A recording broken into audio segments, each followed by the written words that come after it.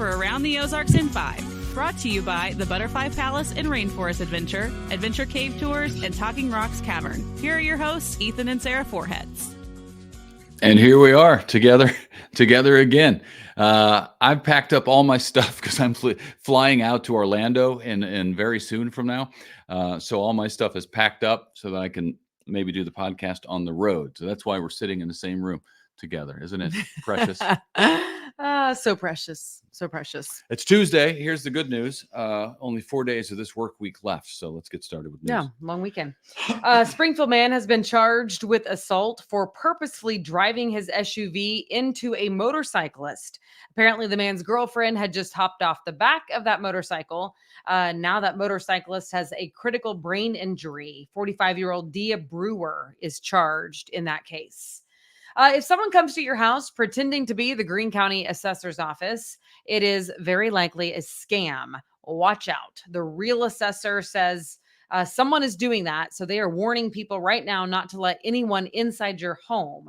The assessor's office says they only look at the outside of properties unless you have made a specific appointment with them to come in. Also, employees must have credentials and they drive official company cars that are marked. Yeah, anytime there's anything going on, somebody's going to try to scam it. That's what always happens. Every time. Yesterday, of course, Memorial Day, it marked 155 years and counting to officially recognize Memorial Day. What started out as Decoration Day, which my grandma and my mother used to call it all the time. I remember that. It was a somber and memorial ceremony at Springfield's National Cemetery yesterday. As always, crowds gathered to remember those who gave their lives in service of our country and fighting for our freedom. The event was put on by the Ozark Mountain chapter of the Sons of the American Revolution, and they always do a nice job with that every year. And with Memorial Day behind us now, we are officially on the first unofficial day of summer. You know how that works. Beware on the roads, too. This is a scary stat for young people. From now through Labor Day, teenagers are at highest risk of being involved in a fatal crash. Obviously, speed is a factor these days with cell phones and stuff. Distraction is a big factor, and sometimes, sadly, they're under the influence, and that's a factor. So, good time to talk to young drivers. I know that ours is only 14. Not even 14, almost 14. And I've already started talking to her about the seriousness of being behind the wheel and strategic driving and paying attention and all the things that freak me out as a father. It makes me feel like we need to go drive go-karts just to get her used to driving, because where I grew up, population 2, we would drive on farm roads pretty regularly before we were 16, or like out in the pasture. And so you get at least some experience behind the wheel. Right. Like you get the feel for the car. Mm-hmm. And we don't do that, but maybe we need to. I'll take my Jeep to a parking lot. That's my point. Fine. Your stick shift. That's right. She's going to learn how to drive a stick shift. I mean, I know how to drive one. It was out of necessity. Too many people can't drive a stick shift. It's true. But anyway. All right. The steam train at Silver Dollar City is back on track. It is reopened. Inspectors say Thursday's derailment was caused by a rare manufacturing defect on one of the wheels for the train that went off, the train car that went off, but it has been replaced. It was unrelated to the incident back in October. They say all of the safety protocols that they put in place worked. So it's back up and running and no one was seriously injured. Okay. Hopefully that's the last one for a while. Well, it's weird that they happen so close together because apparently, So anyway, Boeing is expanding in St. Louis, to St. Louis. The company will build a new facility for producing military aircraft there. And it is set to focus primarily on future generation technology for the military. Sci-fi stuff And all the AI stuff that's kind of freaky. It is. It's kind of freaky. I know it is. I was reading years ago about how basically the army of the future will be like RoboCop type people, machines doing a lot of the stuff, maybe machine human hybrid. Strange. And very apocalyptic. Yeah, because come Lord Jesus, come. Eventually, seriously, they take over the world. That's how all the movies end. Yeah. Sure. I know. So the new addition, by the way, in St. Louis is what Boeing calls Phantom Works, which is designed to do research and make prototypes for defense purposes. Okay. Stay tuned for that. Target has reportedly lost $9 billion in 1 week in revenue after, as you know, major pushback from customers as the store began advertising gay pride products in early May, including items for transgender women and children.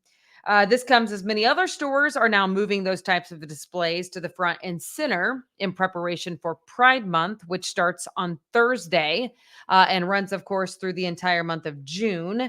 It has yet to be seen how customers will react to the many retailers who are now highlighting this as part of their Pride Month inventory. Okay, we'll be watching. Another Whataburger is now open in Springfield, this one on North Glenstone. It is the fourth one in the Springfield area in a very short amount of time. There's one on West Sunshine, one in Ozark. The first one happened in Republic not very long ago. They're all open now and up and running. There probably aren't the major lines in the drive-thru like there were in Republic. People sat in line for 12 hours or something. A fifth Whataburger is being planned for Eastgate Avenue in Springfield. There's also one on the way in Joplin. So Whataburger has the area covered. Taken over. I think it really has. And Chick-fil-A will also be opening another location in Springfield soon on the corner of Glenstone and Kearney up north to get that Interstate 44 traffic.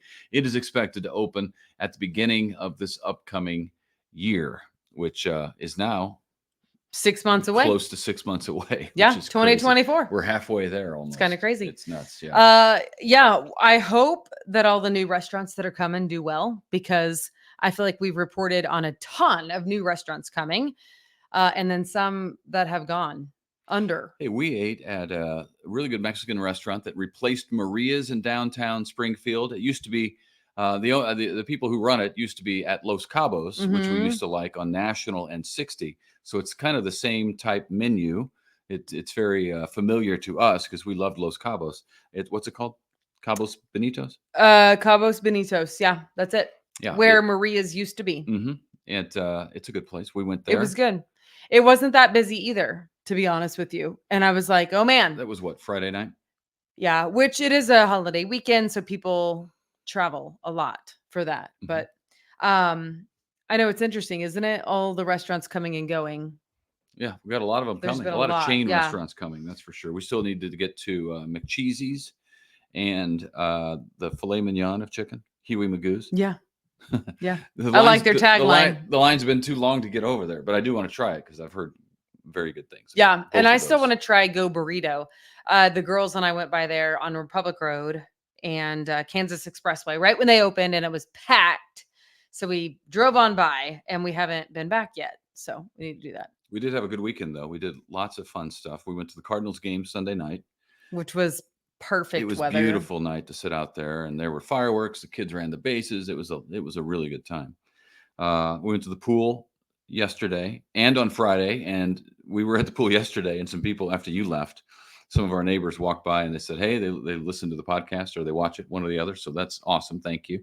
And their question was, did Griffin make it into the pool first? Was he the first one in the pool again this year? And the answer is yes, because Friday he had soccer practice early, and I instructed you got to get him right after practice, get over to that pool so he can be the first one in for the third straight year in a row. I can't tell who cares more about the record, Ethan or Griffin. I'm not sure. But he was like, listen, take the pool key. This is what you need to do. I'm like, it's not that big of a deal, but I think it's a big deal. Apparently it's a big deal. It's a streak that's 3 years old and running. I don't know that anybody's ever going to touch it. Yeah, because it's freezing. That's why he was in there for about 12 seconds. And I packed up my whole bag. I had my book. I was ready to read, ready to sit and relax. And he was ready to go. He's ready to get back. Yeah. But he made it. The streak is alive. He made it. Yeah. Which, by the way, the girls had swim team outdoor practice for the first time this summer for 2 hours in the water at 6 a.m. freezing cold. And they survived to tell about it. That's the moral of the story. Griffin couldn't last for more than 12 seconds. So it was just funny. Well, his was recreational. Theirs is because They gotta. It's all business. Yeah. Yeah. All righty. Well, yeah, have a good week. We hope that you have a good short week. It is a short week. I'll be hopefully with you tomorrow morning from Orlando. I'm banking on it. I'll be there for work. But You if said not, you'd be there. Diane is not on standby. So if not, you'll understand. yeah. I mean, I won't. They may. I won't, because you said you'd be there. So all right. Have a good one, guys. Thanks for joining us. See ya.